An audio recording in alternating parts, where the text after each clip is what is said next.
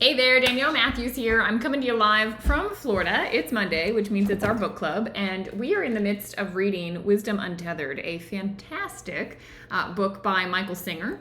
He has 4 wonderful books. I highly encourage you to read all of them. We've done one other in book club.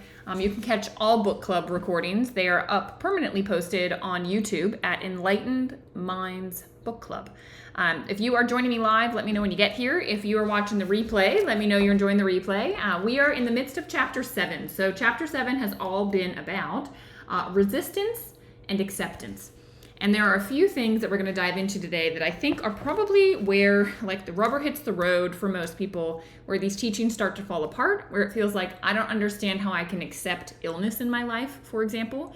I don't understand how I'm supposed to just accept and not resist pain as it's coming into my physical body. These are things that are very good questions. They're tricky to navigate, right? And I want to make sure, hey Charlotte, that we understand what's being said, what's not being said, right? What acceptance looks like, and what resistance looks like, and how to kind of walk between these two. So, hey Karen, good to see you. Okay, here we go. We did questions 1, 2, and 3 last week, so we are going to do questions 4, 5, and 6 this week, all part of Chapter 7. So the first question is, can the practice of acceptance help one heal physically and emotionally when faced with illness? So put a 1 in the chat if you or someone you love is going through a major physical illness right now. I know I have walked that path. I know I had to walk the path of learning how to accept and surrender and not resist in my own health. It actually is what opened up so much for me spiritually, was because of a health issue.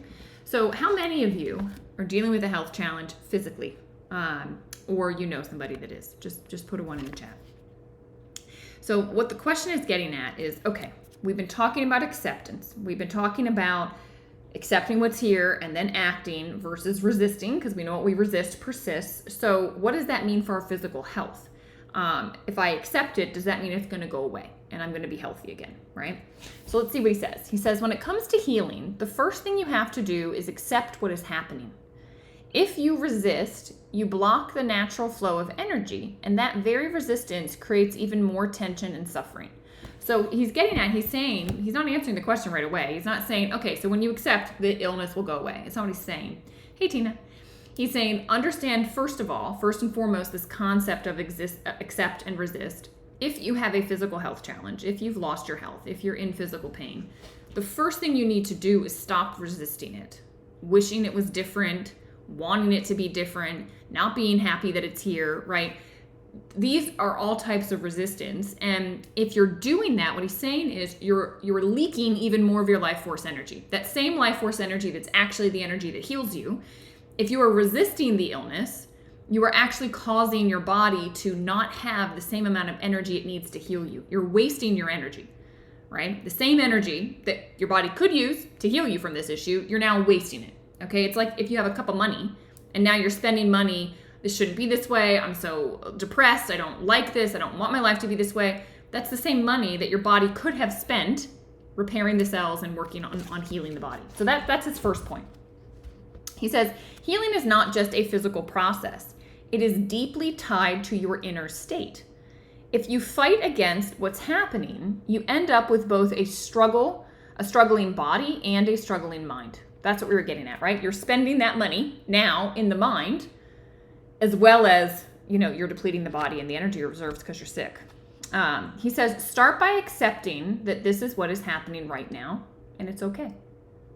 That doesn't mean you don't take action. You still do what is necessary to seek the best care available, but you stop fighting the reality of the situation within yourself. This is key. When I had my brain injury, for the entire first year after my car accident, I was in complete resistance. This shouldn't have happened. Why did it happen to me? I didn't deserve it. All that stuff.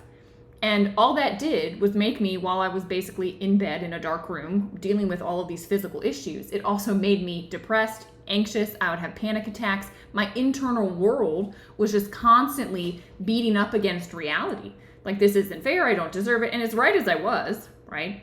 Was it fair? Did I deserve it? It felt very just what I was saying. Because for me, I was hit by a drunk driver, for those that don't know my story. And it didn't change. What I can tell you is it didn't help. In fact, it made it worse. And so eventually, about a year in, I just said, okay, there are new rules on my life. I'm not saying that I'm surrendering to like this being my forever reality, but I am going to accept that this is my current reality. These are my current limitations and restrictions due to this illness, this injury to my brain, and I'm going to find happiness within them. That's what I said. I said, no more thinking about how life could be, ought to be, should have been, none of that. I said, I'm just going to be here right now in the present moment, and I'm going to figure out how I can be happy right now, even with the limitations on my physical health, which for me meant I couldn't look at light, I couldn't handle noise, so I couldn't go out with friends, couldn't go on a computer screen, phone screen, TV. I mean, just like the list of things I couldn't do was very long, but I found the things I could do, and I enjoyed those. That's what I started to do. All right, and that's what he's talking about. Stop fighting reality. It is a depletion of your energy reserves if you're just sitting here fighting reality. He says, now, once you have stopped resisting, you allow the natural intelligence of life to flow through you. Once you're not spending the money in your mind resisting, now that money is a natural energy flow and it can move through you. Healing is not something you control. Have you ever thought, if you cut yourself, have you told your body to go heal that area? No, you've got no control, my friends. All right, you are not under control. That is the innate healing power of the body that does it. He says, just like your body has an immune system that knows how to fight off illness, your inner being has a way of working through pain when you don't interfere. Think about how some people in hospitals heal faster simply because they have the love and support of family and friends around them. The uplifted energy makes a difference. When you relax and open, you create space for that healing energy to do its work. I remember when my grandmother, towards the end of her life, we thought, okay, this is the end. So all the family would come into town. Her daughters, right? Myself, her granddaughter, people would come into town. All of a sudden, she would get better. And then it was like, okay, well, she's still with us. So we'd leave. And then she would get worse, right? It was because that energy, that loving energy that comes from all of our hearts with the people that we love, that's what happens. That's what he's talking about. He's saying when you open yourself to that, healing can happen on a way that is beyond what you can imagine. Okay, that's what he's talking about. He says you also should be willing to find something positive about what you're going through.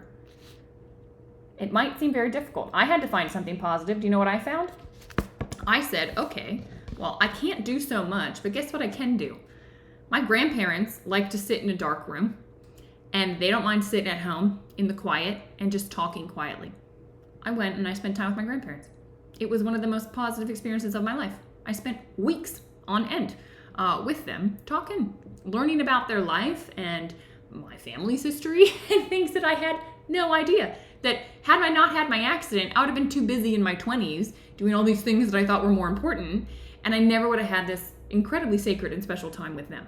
So this was a blessing of the illness that I had and the limitations on what I was able to do. And you know what? Older people like to sit in a dark room and chat, and that's what I could do too. So it was fantastic. He says, no matter what is happening, there is always an opportunity for growth. Maybe this experience is teaching you patience. That was the other major thing I got out of my accident was patience. I had to be very patient. Maybe it's teaching you surrender. Maybe it's teaching you to trust, right? A lot of us have gotten through life controlling, pushing, making things happen. We've used our talents. We've used our life force energy. We've gone out into the world. We've made things happen. And now when you have an illness, you can't force it to heal. All of these qualities that you have developed all of your life, right, that's made you so amazing out in the external world, you can't apply it internally. And so it causes you to have to trust in something bigger than you, which is hard for the ego to do, right? It means you surrender to there is a higher power at work. There is something beyond what I, in my own limited capacity, can see that is at play here. I am a piece in a puzzle that I don't even understand. And I need to just relax and play the role that's here in the now. That's what he's saying. All right, he says, maybe it's showing you how much support and love are actually around you, right? Maybe you need to pause and just go, wow, look at all these people that love me. How blessed am I, right? And just enjoy that. He says, look for what life is giving you through this. Rather than only seeing what it seems to be taking away, the shift in perspective changes everything. If this were a gift, if God was giving you a gift, It is wrapped in a weird package, right? Loss of your health. What is he giving you? What is this gift? Look at it from a different perspective. Stop looking at what it's taking away. Stop looking at how you wanted life to be and the ideals you had for yourself. What is this opening up for you in a way that you never could have imagined? That's what it's about. He says, so don't resist. Do what is necessary, but keep your heart open. The energy of healing is always trying to move through you. You just have to let it. Okay, so when the mind jumps in, quiet it, come back to an open heart. I use breath work for that. Just a sigh, right? You can only focus on one thing at a time. So if you get into your head and these thoughts are spinning you out, right, all this resistance, come to your breath. Come to your breath, breathe. And that will put your focus, when you put your focus on your breath, the mind has to quiet. There's no energy now going to the thoughts. And when you focus on your breath, your parasympathetic nervous system gets activated. That is your rest, digest, restore functions. You're literally going to put yourself in a better state to be able to heal. That's what it's all about. Okay? All right. Any questions with this? This is major. I mean, this is something that all of us deal with. A lot of people towards the end of life. I dealt with it in my 20s. But we see it. And so if you know somebody that's dealing with this right now, share this with them. This is just that question alone is one of the most powerful. If you get the nuance, if you catch the nuance of what's being offered, right? If you don't, you're going to struggle with life because losing our health is something that I think hits all of us, right? All right, the next question. We got two more. Next question. I've experienced chronic pain for many years. How do I work with illness and pain in the physical body as part of my spiritual practice? All right, how many of you have a chronic issue going on? Okay, or know somebody with a chronic issue that like, you've tried everything, nothing's changing, right? It is there chronically, right? It means it's permanently there right now. This is what he says. Chronic illness and its accompanying physical pain is a different experience than the inner discomfort of mental and emotional purification. Okay? Hey, Rosanna, I'm glad you made it.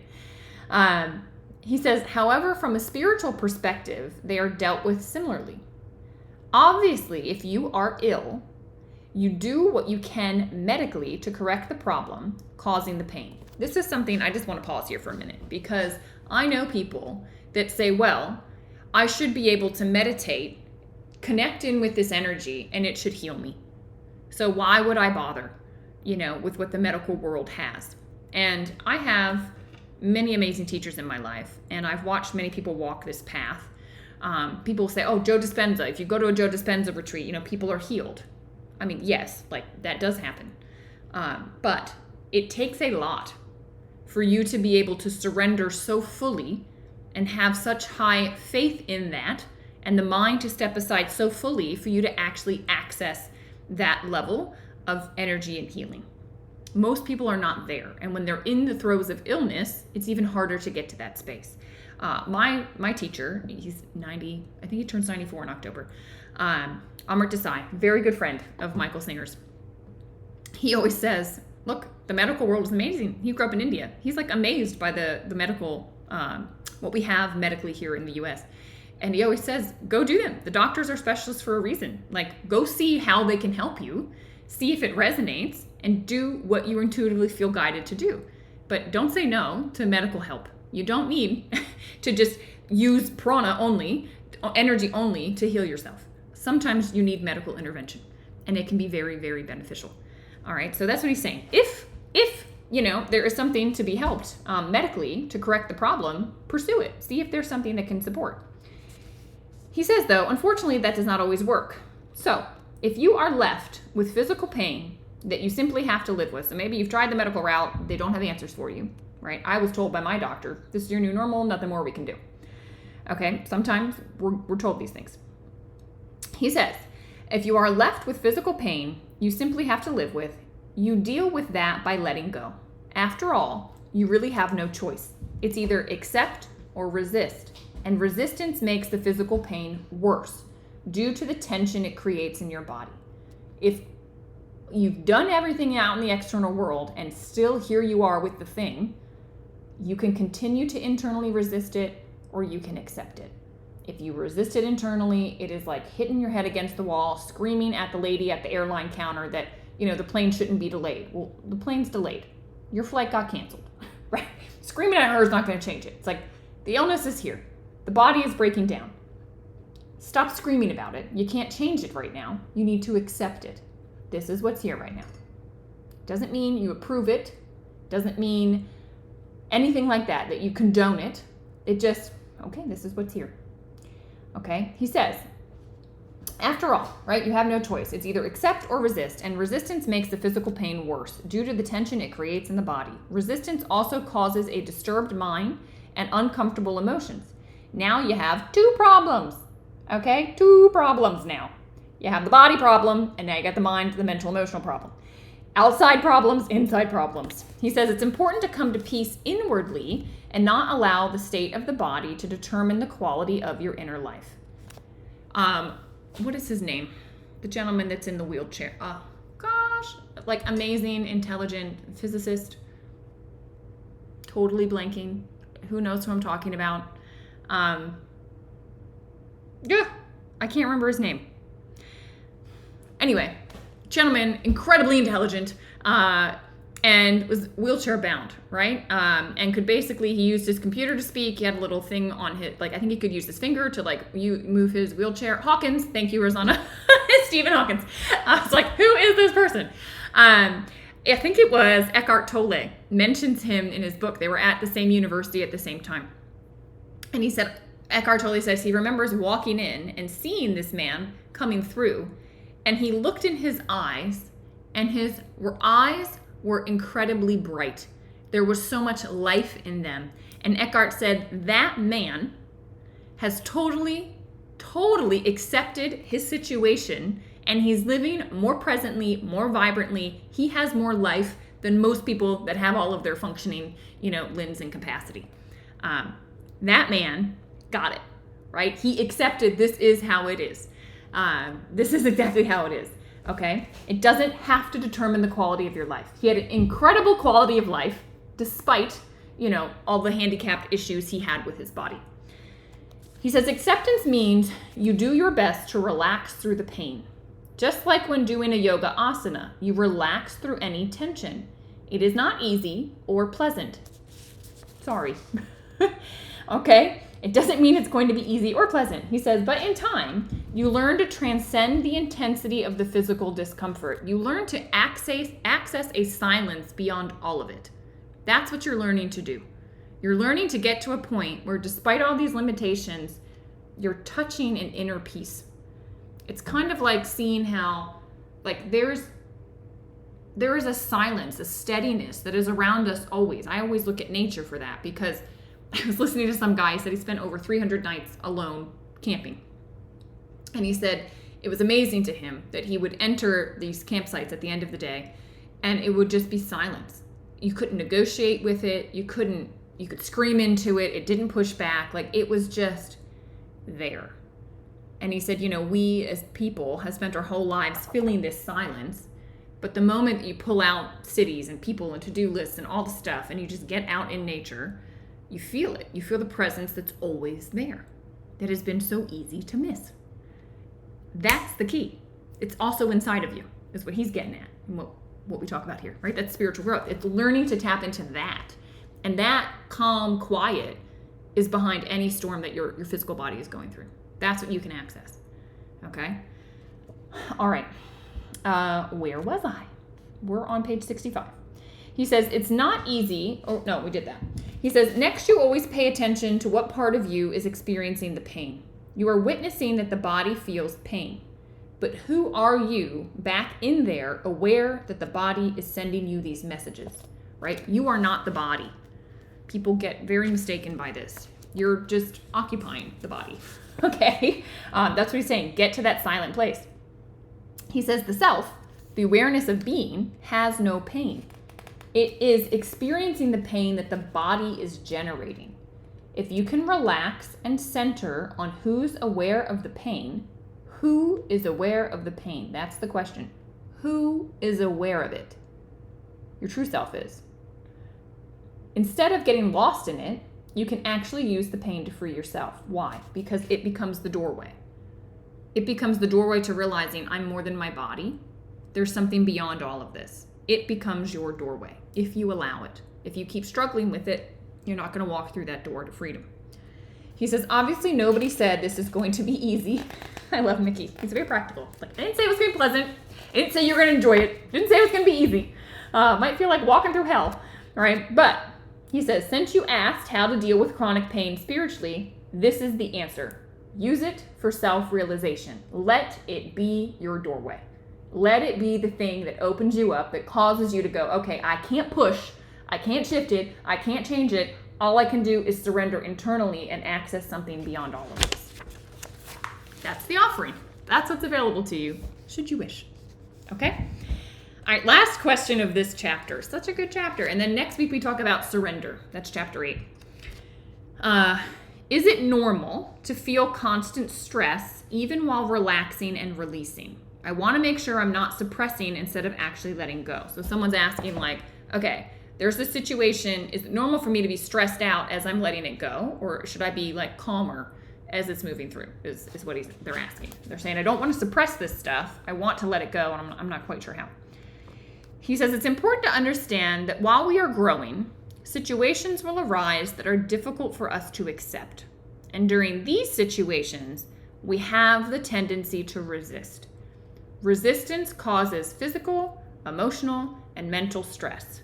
So what can we do about this, right? It is normal to have stress come up. It is normal for situations to come that you resist. It's normal. And the more you do this, the situations get bigger, okay? Because you're able to handle more. It's like going to the gym. You lifted 5-pound weights, now you've made it up to 20-pound weights. A little bit harder, right? A little bit bigger, more density. The answer always, Mickey says, is to relax. Relaxation is the opposite of stress. If you do your best to relax when you feel the tendency to resist and close, over time, give yourself grace, over time, he says, you will find this reduces your level of stress about the situation. When you deeply relax inside, you will be able to lean away from the inner energy that you are wanting to resist. It's not easy, but once you are committed to relaxing instead of resisting, you will feel a separation between your sense of awareness and the energy that is trying to pass through. Okay, it is uncomfortable. Those of you that have done yoga therapy with me, this is what we teach you. I teach you how to relax with discomfort, and starting in the physical body is easier than mental emotional stuff. A lot of us are more able to relax with like a deep stretch than we are with the feeling of tears coming up, right? Or anger. But the more that you can learn to find the peace, right, beyond the deep stretch that allows you to go, you can still find that same peace when you have the intense emotions coming up and through. There's a separation that you'll find between them. That's what he's getting at. All right. He says it's not easy, but once you're committed to relaxing, you'll feel that separation between you. You will clearly see that you are not comfortable with this energy, and that is why you're almost instinctually resisting it. Once you achieve this separation between your awareness and the energy coming at you, you will have an opportunity to lean away from the energy and let it pass by, right? It's like clearing from the tube. You just go, oh, I'm the tube. I just need to make space for it to pass through, right? I just need to make space for it to pass through. But if you start to resist it, you clog it in there with you. And then it's there. And then it's constantly like dragging you down. But if you back away, okay, it goes through. Anne says, wonderful subject. What's the name of the book? Thanks, Danielle. It is called Wisdom Untethered by Michael Singer. That is what we are in the midst of reading. We got 2 paragraphs left in this chapter for this week. As an analogy, let's say you are facing a strong wind blowing in your face. You don't like it. So you pick up a sheet of plywood and hold it up against the wind to protect yourself. That will create tremendous stress trying to fight the wind. You do have another choice for how to deal with the wind in your face. You can let down the plywood, relax, lean backwards, and allow the wind to be blown past you. That is what is meant by not resisting the force that is trying to pass through you. Let it pass, right? It always passes. Age-old saying, this too shall pass, right? It always does. He says, this is a very high technique for releasing blockages. This is exactly what I do in yoga therapy. I just had a student over here on Sunday, and she was like, this is unbelievable. I thought this would be difficult, but like you literally take me right to the issue, and I learn how to relax with it. I've never been able to do this since childhood. I'm like, yeah, that's the quality, and it's incredibly powerful. He says, don't feel that you should be able to succeed at this right away or under all circumstances. It takes practice with lots of low-hanging fruit, right? The 5-pound weights before the 20, certainly before the 100-pound. He says it takes practice with lots of low-hanging fruit in order to develop the ability to do this under strong winds. But every little effort moves you in the right direction. You're getting stronger. Just do your best to let go instead of resisting, and you will be growing spiritually. That's it. Right? He makes it sound so easy. Sounds good on paper. It's difficult when you start to implement, but I'm telling you, I see it time and time again. This is the tradition that I'm trained in, and the work that I'm trained in, so you can experientially know that what he's saying is real. I can walk you through the experience where you're able to just let go and see things move through you. I mean, it's unbelievable. Soul level healing.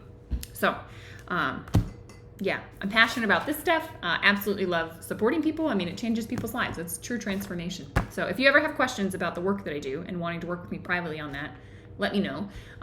It is absolutely wonderful. But that's a wrap for this week's book club. So if you have any comments or questions or anything, we have the Telegram chat. You can reply to today's post. For whatever reason, I messed up how I set up that channel. So you can't post in it, but you can reply to posts. So sorry. And then next week, we'll read chapter 8. Surrender. We'll get into the questions there. All right. So have a wonderful week. Thanks for spending this morning with me, and I'll see you guys next week.